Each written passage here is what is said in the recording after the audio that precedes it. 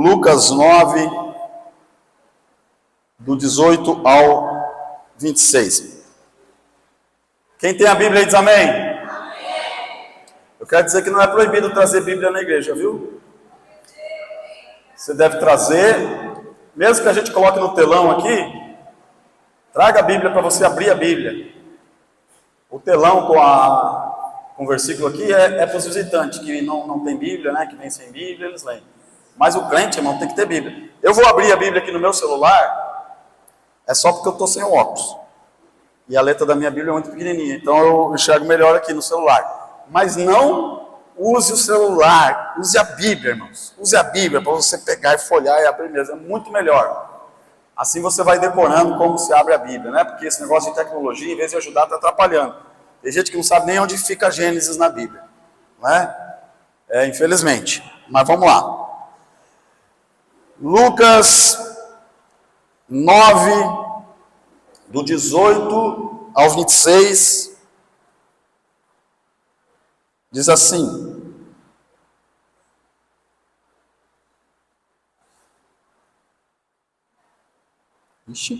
aqui. Estando ele orando à parte, achavam-se presentes os discípulos, a quem perguntou: quem dizem as multidões que sou eu? Responderam eles: João Batista. Mas outros, Elias, e ainda outros dizem que ressurgiu um dos antigos profetas. Mas vós, perguntou ele, quem dizeis que eu sou? Então falou Pedro e disse: és o Cristo de Deus. Ele, porém, advertindo-os, mandou que a ninguém declarasse tal coisa, dizendo: é necessário que o Filho do Homem sofra muitas coisas, seja rejeitado pelos anciãos, pelos principais sacerdotes e pelos escribas, seja morto e no terceiro dia ressuscite. Dizia a todos: se alguém quiser vir após mim, a si mesmo se negue, dia a dia tome a sua cruz e siga-me. Pois quem quiser salvar a sua vida, perdê-la-á. E quem perder a vida por minha causa, esse a salvará. Que proveito há ao homem ganhar o mundo inteiro, se vier a perder-se ou causar dano a si mesmo? Porque qualquer que de mim e das minhas palavras se envergonhar, dele se envergonhará o Filho do Homem, quando vier na sua glória e na do Pai e dos santos anjos. Amém? Graças a Deus. Louvado seja o Senhor. Podemos assentar.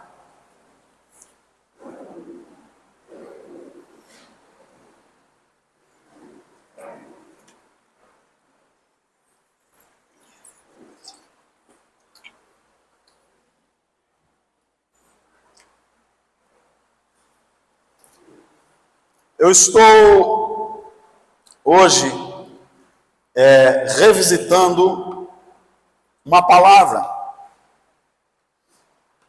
que eu trouxe há um tempo atrás, talvez um ano atrás aqui na igreja,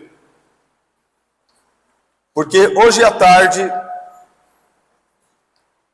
o tema dessa palavra foi trazido à minha memória, e não só à minha memória, mas também eu falei, e quando eu falei o tema dessa mensagem, eu relembrei e senti de revisitá-la. O tema da mensagem de hoje é: continue indo. Amém? Diga para a pessoa que está ao seu lado, olhe para ela e diga assim: continue indo.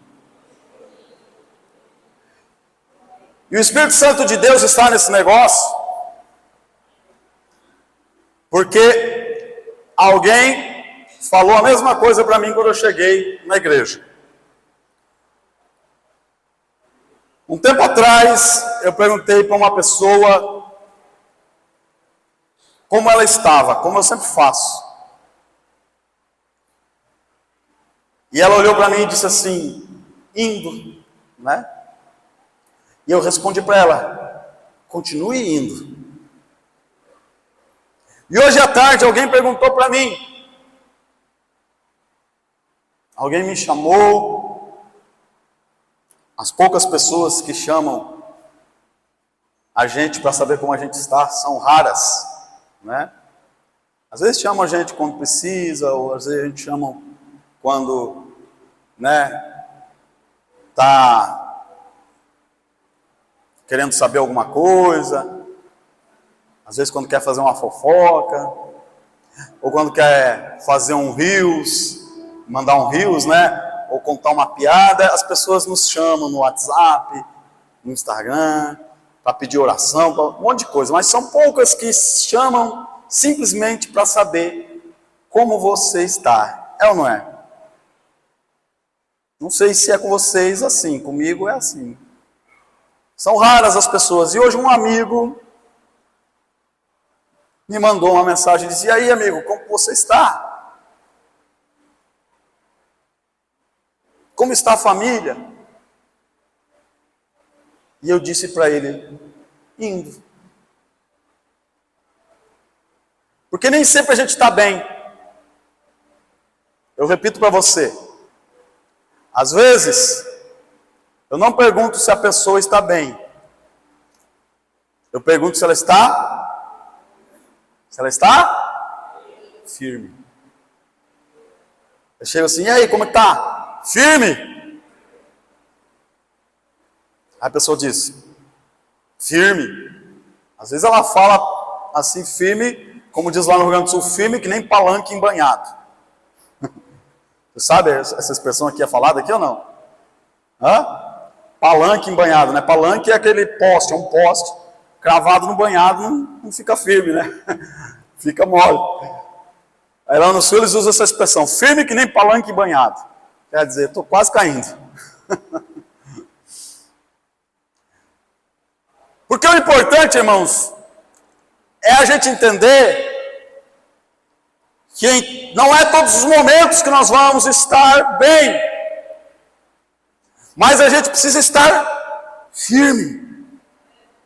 Firme aonde, pastor? Firme nas promessas do Senhor, firme na palavra de Deus, firme no chamado do Senhor para a nossa vida, firme na rocha que é Jesus Cristo. E eu disse para esse pastor: eu estou indo, porque o importante também não é todos os dias você estar bem e todos os dias você conquistar e experimentar sucesso. Irmãos, preste atenção numa coisa que eu estou dizendo para você. A sociedade, ela está caminhando por um caminho muito difícil, aonde as pessoas querem estar o tempo todo 100% feliz. E a ideia de sucesso enche o coração das pessoas, enche a mente das pessoas, amplificado, aumentado pelas redes sociais, pelas fotos no Instagram, pelas viagens que as pessoas postam, pelas vidas felizes que elas têm.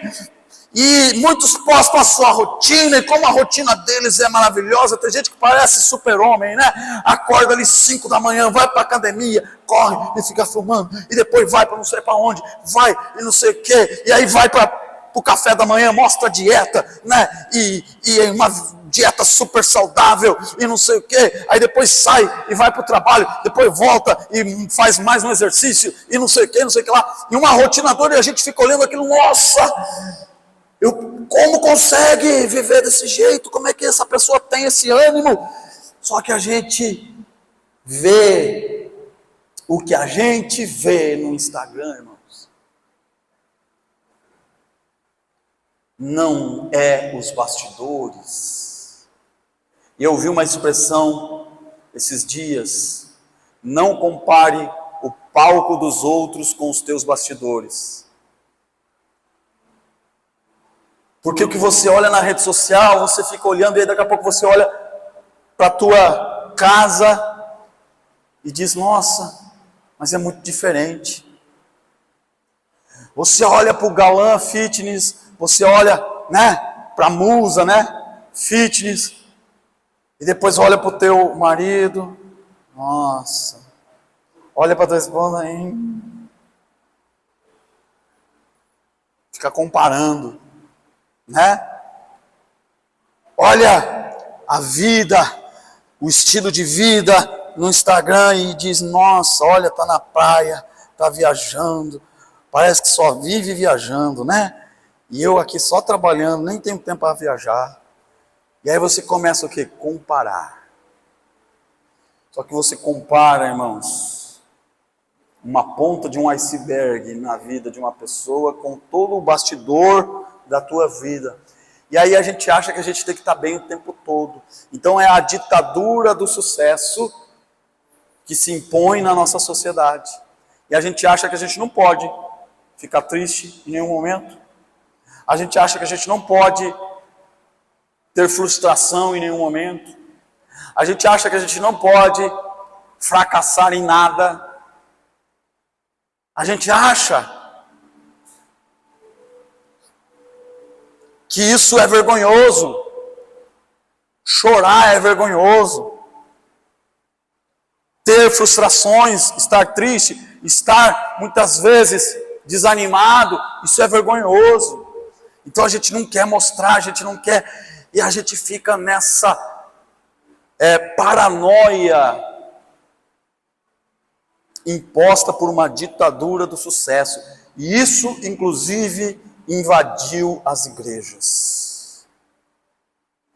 E as igrejas pregam: não quer vitória, porque com Jesus é só vitória, e porque não sei o que é só vitória, e porque Deus vai te prosperar, e não sei o que, e a tua vida vai mudar, da água para o vinho, da noite para o dia, e tudo vai ficar bem com você, venha, E aí está escrito na entrada da igreja assim: pare de sofrer. Como se sofrimento fosse um grande pecado.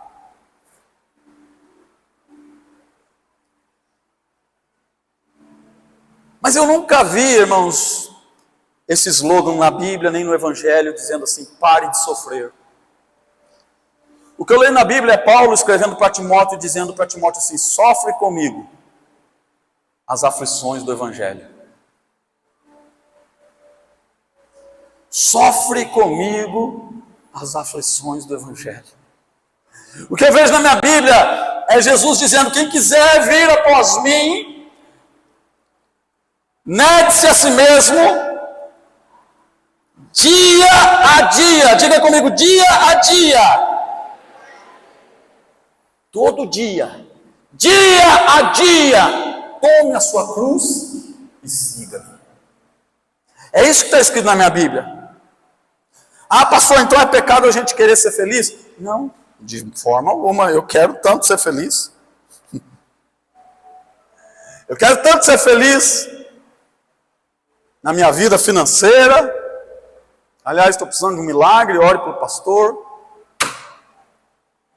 Eu quero ser tanto feliz na minha vida emocional, na minha vida familiar. Eu quero tanto ter a minha casa dos sonhos, eu quero tanto ter o meu carro dos sonhos. Isso não tem nenhum problema. O problema é nós acharmos que isso significa que Deus nos aprova ou que Deus nos reprova. Que ser feliz o tempo todo, que ter sucesso o tempo todo é sinal de que Deus está nos abençoando, e que se nós não somos felizes o tempo todo, se nós não temos os nossos sonhos realizados, nós somos amaldiçoados, abandonados por Deus. Deus se esqueceu de nós, Deus não nos ama. É aí que está o erro. É a gente achar que isso é o principal, e isso não é o principal. Ah, Jesus chama isso de as demais coisas. Porque o principal é o O principal é a mensagem do reino. E pelo reino, eu aceito, se for necessário, perder. Porque eu tenho que negar a mim mesmo e todos os dias tomar a minha cruz e seguir a Jesus. Com carro ou sem carro, com casa ou sem casa, com marido, né, com casamento ou sem casamento, com dinheiro na conta ou sem dinheiro na conta, eu devo seguir a Jesus e continuar seguindo, porque é Ele e é por Ele que nós vivemos e que nós devemos gastar a nossa vida, como diz a canção. Agora, muitos de nós abandonamos o caminho, porque o caminho não é tão agradável quanto a gente queria. Muitos de nós abandonamos e voltamos atrás da nossa fé, porque a gente vê, e isso aqui, irmãos, e aqui eu não estou falando nada em tom de julgamento, muito pelo contrário, eu compreendo muito bem você que se sente desanimado, se sente cansado, às vezes diz assim, nossa, vontade de largar tudo, porque é exatamente o jeito que eu me sinto muitas vezes.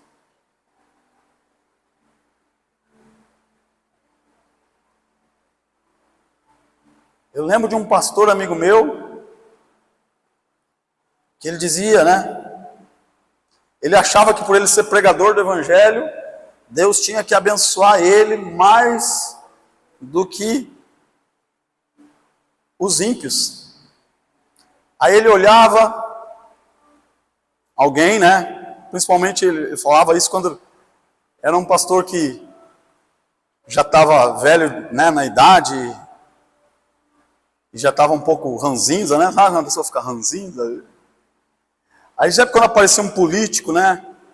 Que ele sabia que era corrupto, que tinha feito coisa errada, cheio do dinheiro, às vezes lá num resort, numa lancha, ele dizia, olha aí, ó, ladrão sem vergonha, e está no bem bom, prosperando. E a gente às vezes fica pregando o evangelho a vida inteira e não acontece nada, a gente não tem nada. Me doía o coração quando eu ouvia ele falar isso às vezes, né? É claro que ele falava isso no momento de revolta, né? Ele estava vivendo uma fase bem difícil da vida dele. E a gente tem essa tendência a olhar e pensar, poxa vida, eu sou servo de Deus, eu sou serva de Deus. O vizinho, que eu sei que é sem vergonha, que anda fazendo coisa errada, anda adulterando, adúltero, está aí se dando bem, está bem bom. O fulano eu sei que ele faz coisa errada, fulano eu sei que ele está metido com um negócio errado, e está indo bem bom. Não é assim que a gente pensa, irmãos, muitas vezes? E isso é um problema dos cristãos, porque eles se colocam numa posição de comparação, tendo como critério as coisas deste mundo. Tendo como critério os bens materiais e a felicidade fugaz, as coisas passageiras dessa vida. Esse cristão, ele está com uma visão rasteira E eu estou aqui dizendo de algo que eu já fiz. Nós temos muitas vezes uma visão rasteira, porque nós estamos comparando uma vida material de prazeres fugazes, passageiros,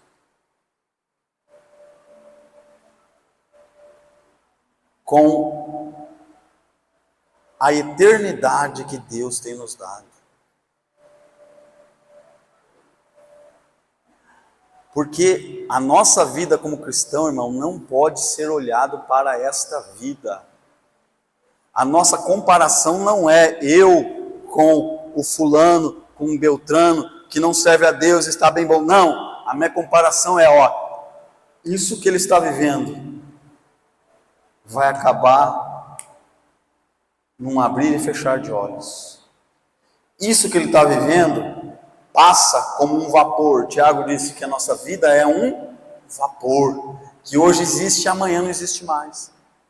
Mas o que eu vou viver não vai acabar, não vai passar.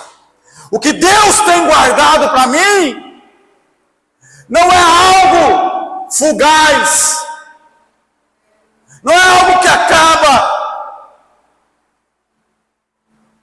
É algo sólido, é algo permanente, é algo eterno, é uma felicidade que não tem fim. A Bíblia diz que lá não haverá mais choro, lá não haverá mais dor, nem noite haverá mais lá, porque a luz de Deus, nem sol vai ter mais lá, né? Porque a glória de Deus é que vai iluminar a nossa vida, e nós viveremos eternamente. Então, irmãos, preste atenção, tire os teus olhos das coisas, por mais que as coisas aqui sejam boas. E eu não estou dizendo com isso que você não tem o direito de desfrutar, você tem. Mas não desanime quando você não está vivendo da maneira que você gostaria, ou quando as coisas não acontecem do jeito que você esperava. Não fique triste. Eu sei que o sofrimento, irmãos, é ruim, mas ele é passageiro. O apóstolo Paulo vai dizer: tenho para mim que as tribulações desta vida não são para comparar com a glória que há de ser revelada em Jesus. Não é para comparar. Eu acho tão interessante que o apóstolo Paulo, ele fala uma expressão, e quando eu estava vivendo um momento difícil, se Paulo tivesse falado isso para mim, eu me ofenderia. Mas ele usa a expressão, olha só, vai celular, vai, bom, celular lento, né? Ele diz: porque a nossa leve e momentânea tribulação produz para nós eterno peso de glória acima de toda comparação. 2 Coríntios 4,17. Anote esse versículo para quando você estiver meio cabisbaixo, você lê. Porque Paulo foi um camarada, irmãos, que foi perseguido, foi açoitado, foi apedrejado, esteve como morto, sofreu naufrágio, sofreu picada de víbora, uma víbora picou a mão dele, e tudo isso numa sequência. Não foi assim, de vez em quando ele tinha um probleminha, não. Ele estava navegando, veio uma tempestade, se eu não me engano, chamava... Como é que é o nome lá? Aquilão? Euraquilão, olha aí. Euraquilão é o nome da tempestade. Veio e destruiu o barco de Paulo. Caiu todo mundo na água, né? Naufragou o barco. Eles ficaram tudo agarrado lá no que sobrou do barco, né? Nos destroços do barco, e foram parar numa ilha. Quando Paulo chega na ilha, vai fazer uma fogueira, junta uns gravetos, sai do graveto uma víbora e pica a mão de Paulo. As pessoas olham para Paulo e dizem assim, nossa, esse aí está amaldiçoado. Ele se livrou do naufrágio, agora vai morrer por causa da cobra. E assim foi a vida de Paulo, cheia de lutas, tribulações, perseguições, preso. E no fim, foi decapitado, morreu decapitado por ordem de Nero.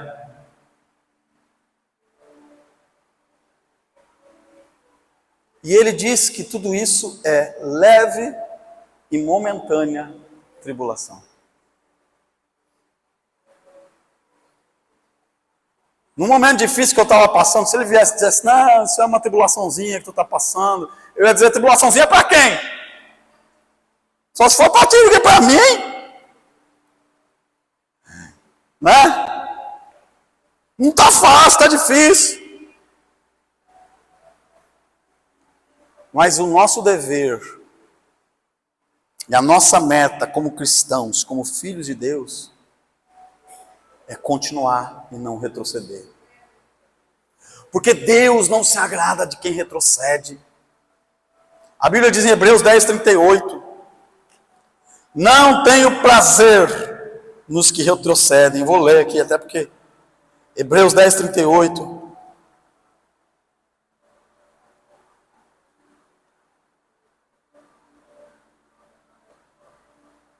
É maravilhoso isso aqui.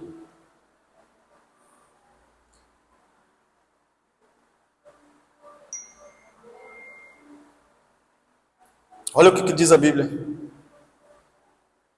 Vou ler o 37, porque é maravilhoso. O autor do livro de Hebreus, ele começa trazendo a esperança, para depois dizer, né? Ele diz assim, ó, porque ainda, dentro de pouco tempo, diga comigo assim, dentro de pouco tempo. Quando ele escreveu isso aqui, 2000 anos atrás. 2000 anos! Pouco tempo. Você acha muito?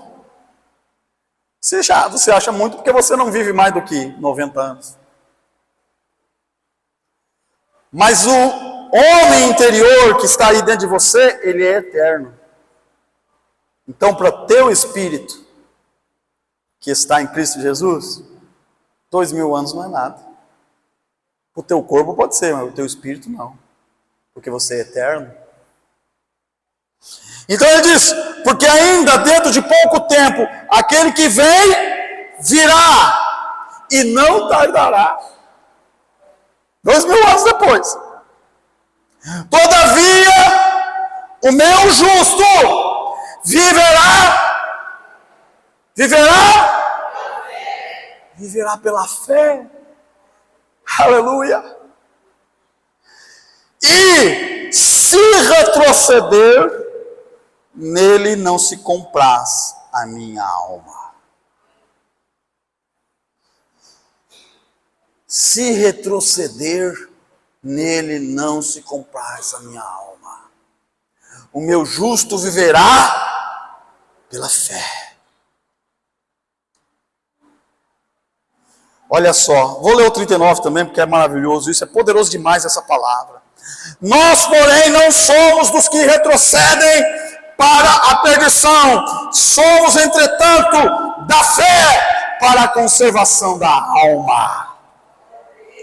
Ele não promete a conservação do corpo, ele promete a conservação da alma. A tua alma tem que estar firme, a tua alma tem que estar forte. Mesmo que o teu corpo se corrompa, a tua alma deve prevalecer. Irmãos, todas as quartas-feiras de manhã, eu tomo uma lição de vida. Talvez você não saiba, mas quarta-feira de manhã, toda quarta-feira de manhã, eu levo, junto com a irmã Geisa, a irmã Mundinha, para fazer quimioterapia lá no Hospital Geral. Irmão, aquela mulher teve à beira da morte. Quem conhece, né, ela sabe, quem acompanhou e quem está acompanhando talvez saiba, né? Eu não vi ela no estado crítico dela, eu não vi ela, mas a irmã Geisa me mandou uma foto. Ela estava em pele e osso.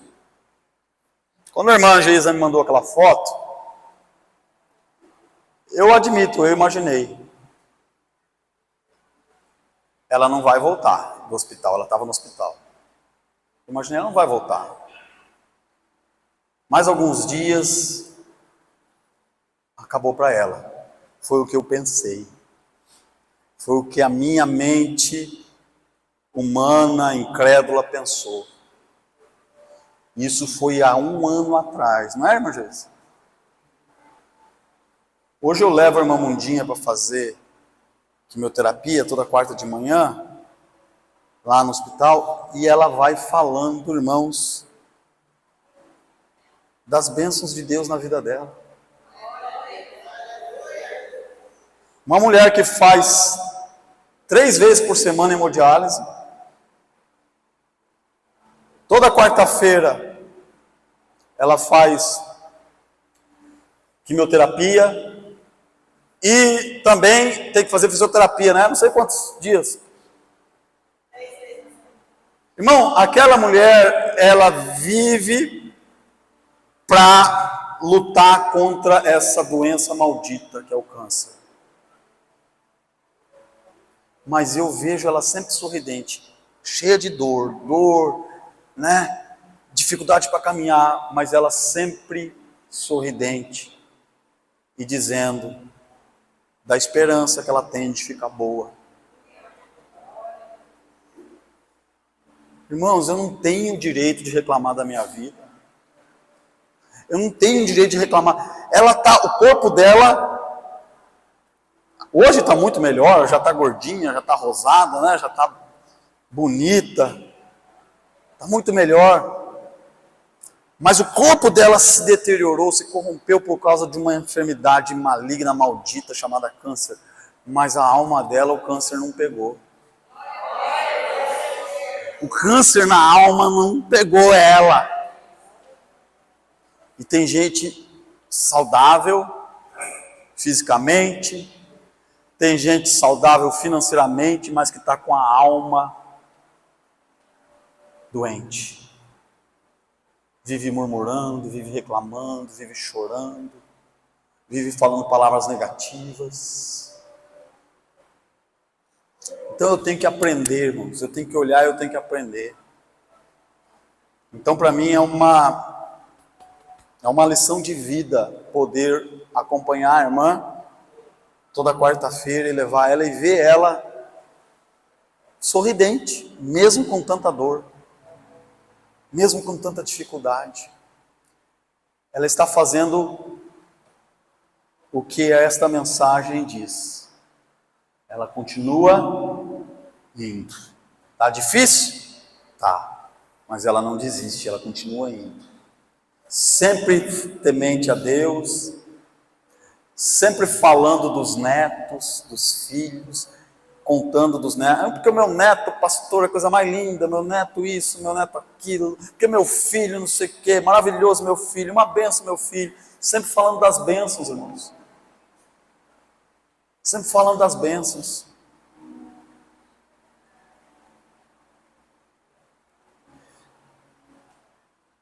É por isso que eu acho que Deus sabe escolher as pessoas para quem Ele não envia luta que nós não podemos suportar, irmãos.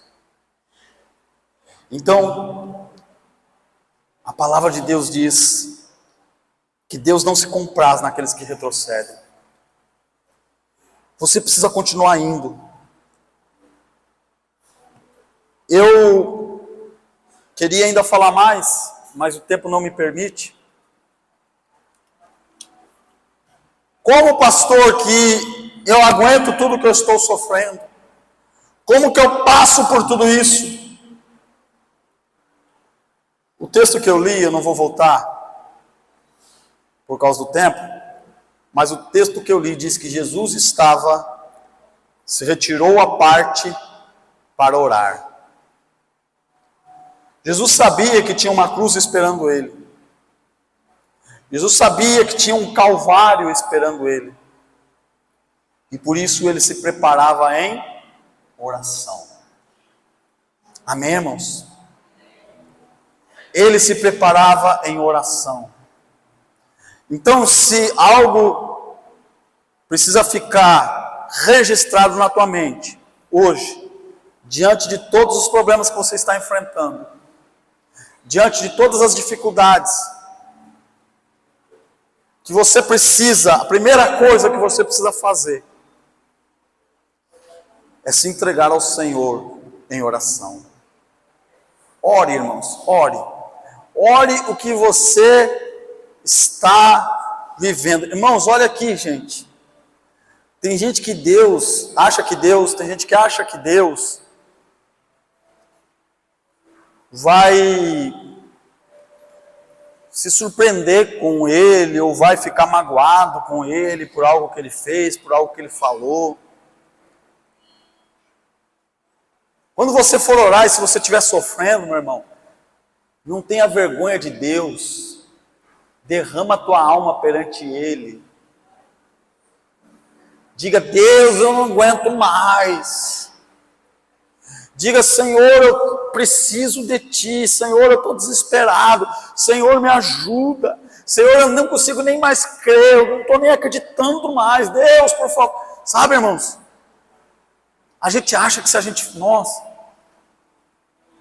Um dia um pastor falou uma coisa para mim.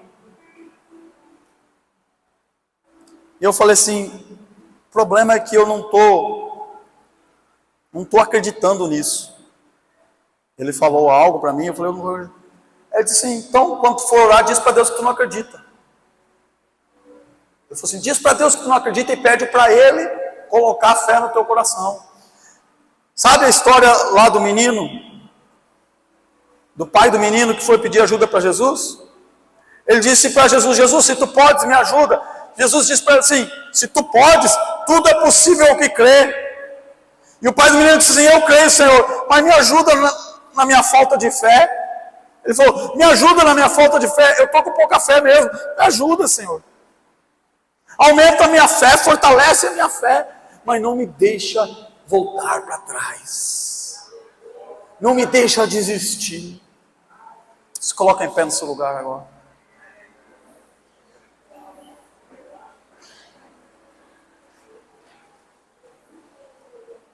Aleluia. Eu não sei, irmãos, quem aqui estava precisando ouvir essa mensagem, mas eu sei que eu precisava. Talvez Deus trouxe essa palavra só para mim hoje, mas eu acredito que tem gente aqui que estava precisando. E eu quero convidar você a sair do seu lugar, você que está precisando de um renovo de Deus na tua vida, você está cansado, você já pensou em voltar atrás, você já pensou em desistir até. Talvez você que está aqui hoje, você já até disse para Deus: Deus, não estou acreditando mais nisso não. Talvez você que está aqui hoje pensou e dizer assim: eu vou ir para o mundo mesmo, porque pelo menos eu vou aproveitar o que eu tenho para viver. Eu já vi muita gente, irmãos, depois de uma vida de fé, de muito tempo, desistir, largar tudo e se entregar para o mundo, porque se frustrou, porque se decepcionou por alguma coisa, por alguém, com alguém, e cansou e largou tudo.